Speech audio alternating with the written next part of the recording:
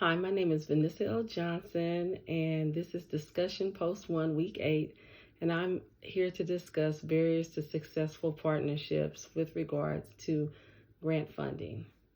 First question is, what barriers could impact the success of your funding partnership?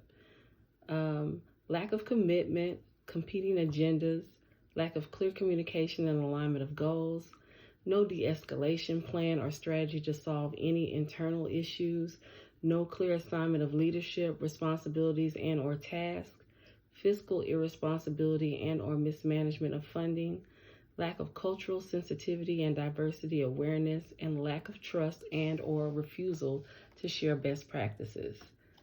How will you overcome the barriers? Ensure commitment of all parties involved, clear, transparent, and consistent communication, alignment of goals, collaborative planning and implementation, assign leadership, responsibilities, and accountability, fiscal transparency and governance, emotional intelligence, and of course, the sharing of best practices. Provide an explanation of the importance of building a relationship between funder and grantee. Describe key elements of this relationship, providing a rationale for your thinking. The funding environment is constantly changing, and having a relationship with the funder helps to determine if the funding opportunity is a match for the project. It is important to have alignment with the overall funder's mission, values, and goals. Also, having clear, consistent communication can help to ensure that there is transparency and that the funder fully understands the path the project will follow. This will help to keep funding consistent and timely. Describe why the grant funder's RFP's criteria are important and how they can influence the outcomes of the funding process. Understanding the request for proposal or RFP criteria is essential for a successful grant application. The RFP outlines exactly what a grant funder is looking for when selecting applicants to receive grant awards.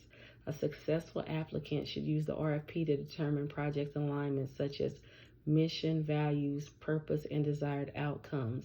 The RFP also gives in-depth information regarding application instructions, requirements, guidelines, submission timelines, and funding cycles.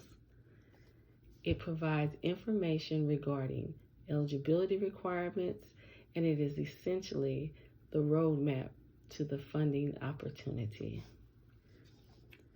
And last but not least, address both a memorandum of understanding and letters of agreement that would be necessary.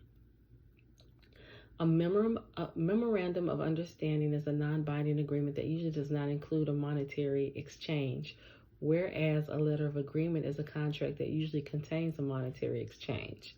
The memorandum of understanding could be helpful as a way to demonstrate to the grant funder that the staff, specialists, and or vendors are interested in participating in the research study and intervention should the grant application be approved for funding.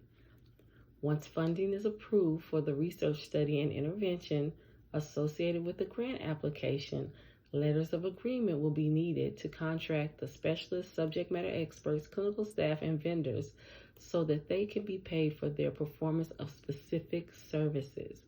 The letter of agreement will outline what those services are, the amount of money that will be paid for the completion of those services, and the timeline for completion, amongst other details.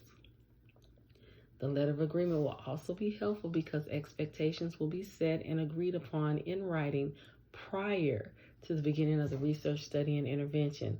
This will provide transparency and guidelines regarding the program and process. Thank you for watching my vlog. Have a wonderful day.